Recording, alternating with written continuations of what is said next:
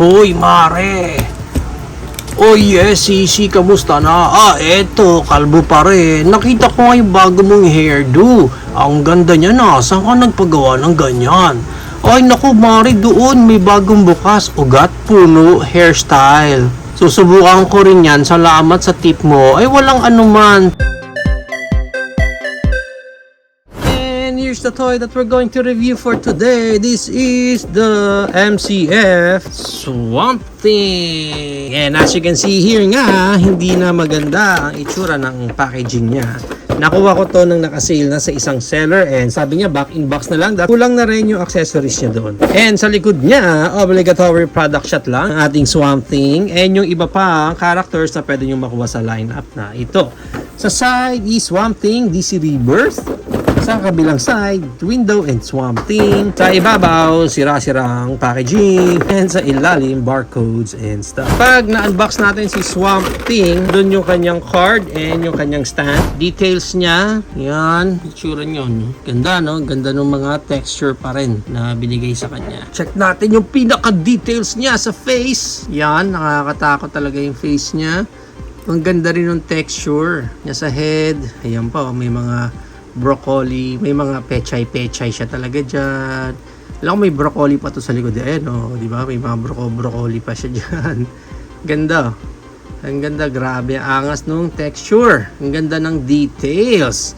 And para sa kanyang articulation, yung head niya is naro-rotate yan, 360. And meron siyang konting look up. Yan, hanggang ganyan lang yung look up niya. And yung kanyang look down. Yan, pwede na.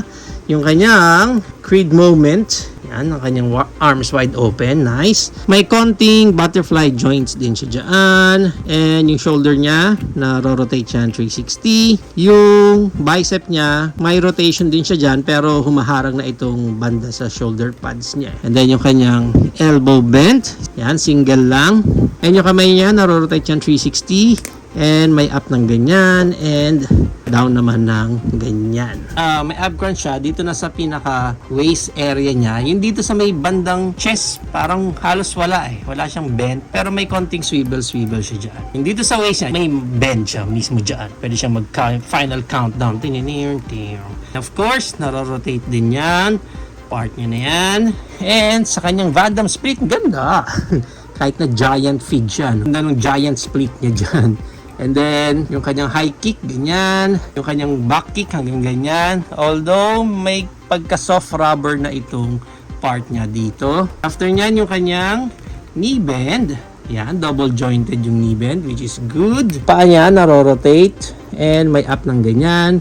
And down ng ganyan. And then, yung kanyang toes. Yan, may articulation din siyang ganyan. Para sa kanyang accessories, yung stand, mismong stand niya, nadadala niya rin. Ito pa yung kanyang accessories yan. Parang pinaka-spike niya. Ganda rin yung details niya. No? And this one is my articulation na up and down na ganyan. Na pwede nating ilagay sa kanya. Pag tinanggal natin tong hands niya, yan, pop off lang natin yan. And then, lagay natin to dyan. Yan. Yan, no? Pushing! Ganun. Para sa height ni Swamp Thing, since siya ay mega figure, ang height niya is around 11 inches. Lagpas siya ng konti, mga 11.25 inches siguro siya. Ang maganda niyan, i-compare pa natin siya sa isa pa nating Swamp Thing, which is ang ating crowned version or branch version na Swamp Thing. Yan. Pareho lang naman sila ng body. Halos walang pinagkaiba, guys. Same lang talaga. Even yung face nila, same lang. Yung crown lang talaga yung pinagkaiba.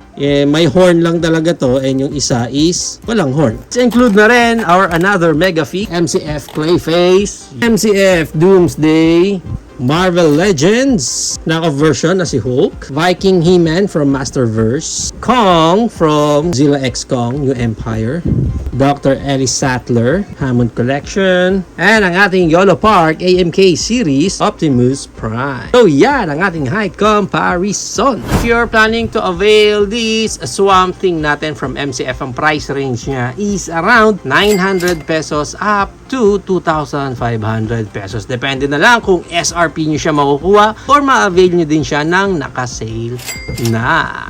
There you have it na guys, na ang ating MCF Mega Figure Swamp Thing. What do you think of this Swamp Thing? Is it a go for you or no for you? Whatever thoughts, please comment it down below. Other than, ang ganda talaga ng details niya, ang lupit at napaka-angas ng Mega Figure natin na to. Talagang mapapawaw ka sa ganda ng details na ginawa nila sa kanya. Although may challenge pa rin sa kanya kasi nga mega figure siya and ang bigat talaga, especially dito sa part ng body niya na medyo hindi siya kinakaya nung paa niya. Kaya medyo may konting challenge kung ipoposing niyo siya or itatayin siya ng normal. And isa pa sa maganda niyan talaga, parang feeling ko okay na okay kung mag-army build ka ng mga Swamp Thing, especially itong ating may crowned version tayo dito. So maganda talagang addition itong Swamp Thing sa ating collection.